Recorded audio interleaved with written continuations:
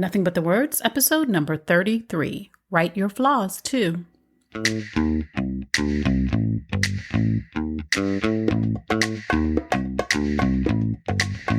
Welcome to Nothing But the Words, the podcast that gives you everything you need to know to write a phenomenal book. Now here's your host, your author coach, Candace L. Davis. Hey there, and welcome to Nothing But the Words. I'm your author coach, Candace L. Davis. Last year, one of my coaching clients was really on the fence about whether or not she would share something from her past in her book. She's writing a book on leadership principles. She runs a successful business. She manages a team of employees. She has a side business along with her main occupation. She's a wife and mother, and she's pulling this all off remarkably. But she wasn't sure if she wanted anyone to know that she didn't have a college degree. In fact, she's a high school dropout. From my perspective, her success looks even more impressive because of the obstacles she's had to overcome to create it.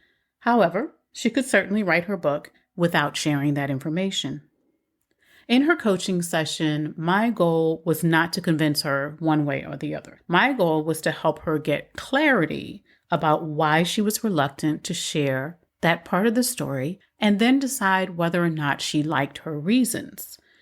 Part of it, she shared, was pride. She still felt some amount of embarrassment about not finishing high school, and it was a wound to her pride. Part of it was fear. She didn't feel like she was successful enough yet to say, I didn't finish high school, but I still made it, even though her business earned multiple six figures per year. Now, you and I both know most college graduates do not earn multiple six figures per year.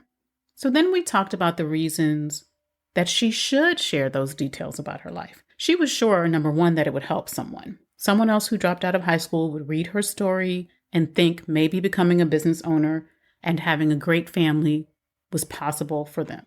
Or someone else might read it and think, well, if a high school dropout could do it with my degrees, I have no excuse.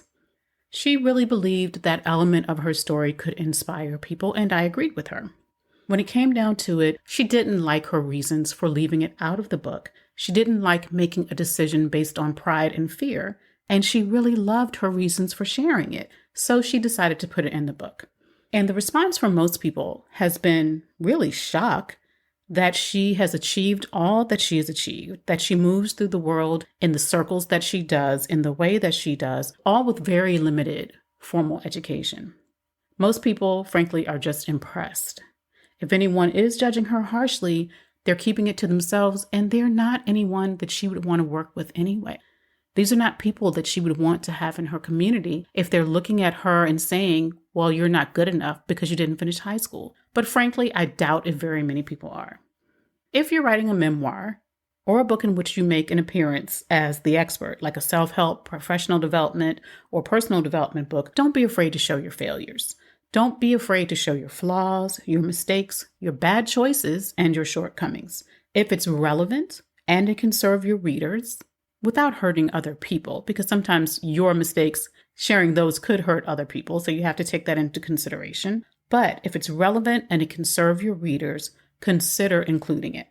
This does not mean you have to or you should air all of your dirty laundry or talk about every mistake you've ever made. If we were going to list those, there wouldn't be enough paper for all of us to write books. You get to use your discretion, but when you write yourself as perfect, you become unrelatable to your readers. Very few people want to hear about building wealth from some guy who was born with a silver spoon in his mouth and whose father financed his business and who never really had to face any financial challenges because there was always a safety net there for him. That's not who I want to learn how to build wealth from because, frankly, I don't think he knows how to build wealth. No one wants to read a memoir about a woman who has led a flawless life, never made a mistake, never had a hair out of place. This is uninteresting. Great novelists know that perfect characters are boring, so they give every character a flaw or two, including the heroes. My husband and I are watching a couple of really engaging television shows on Netflix right now. And spoiler alert, if you plan to watch Nurse Jackie on Netflix or on Showtime on demand, I highly suggest you skip forward a couple of minutes in this episode because I'm going to share a little bit about her story. But Nurse Jackie is a show that follows a pill-addicted nurse who who works in an emergency room. She cuts every possible corner on her job, but she almost always does it to help people, like when she lies about a recently deceased patient being an organ donor. She sleeps with the hospital pharmacist to get drugs. She keeps her husband and kids secret from him and also from pretty much everybody on her job. She cheats on her husband, who is an incredibly good guy. He's a kind father and a patient husband. But she's also excellent at her job most of the time. And she goes above and beyond for her patients, so it's hard to hate her. Now, obviously, most authors don't want to be so close to the line of likability when you're painting yourself, right? You don't necessarily want people deciding, do I like this person or not? Now, depends on what kind of book you're writing, but most of the time, no. But I share this example to say you can push it pretty far with people. If you have a balance of the good and the bad, we're likely to hear you out. We're likely to be forgiving. We're likely to admire you for sharing it and for overcoming it. And many of my clients have done this incredibly successfully in their books. One of my coaching clients says in her book that she has broken every commandment God gave us, and she is telling the truth. But people still love her. They know these things about her, but they still love her and admire her and turn to her for advice.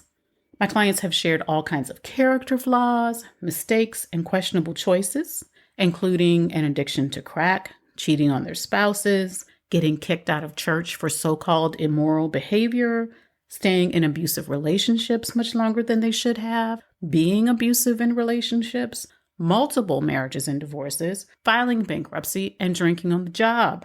Sometimes the flaws are small things, like just looking perfect on Instagram, but keeping a seriously messy desk or missing an important deadline at work. But sometimes they are big things, like the things I just listed. The seriousness of the flaw really isn't the point. The point is to show that you're human, just like your readers. The point is to be relatable. The point is to demonstrate that everything hasn't come easily to you. You've had I would consider that a normal life. Most of us don't have a life in which everything comes easily. You get your readers to connect with you when you share your ups and downs. And they can't all be things that happen to you. No one floats through life entirely in victimhood. Sometimes the things we go through are of our own making. So a client recently wrote about how she accumulated $1 million in debt. $1 million. And she had to figure out how to pay off that $1 million. She did not set herself up in the book as a victim of her debt. She did talk about some things that happened to her, but she also owned the fact that she had created this mess of debt that she had to figure her way out of. It made her incredibly relatable because she has moved past it. It gives her readers hope that they can do the same thing. Yes, there are some books in which none of this will be relevant, right? So one of my clients actually co-wrote the book with her, Disaster Heroes by Suzanne Bernier. Suzanne tells the stories of ordinary citizens who have gone on in times of disaster to step up as heroes.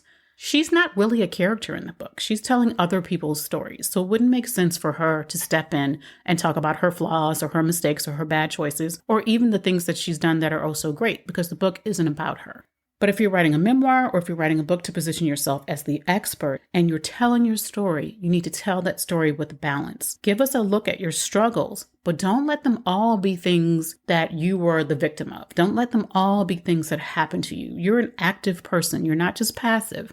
Things don't just happen to you. Give us a look at your flaws, your character flaws, your shortcomings, where you failed. Show us how you overcame those things. That's what paints you as a true expert. I don't want to hear from the guru on the mountaintop.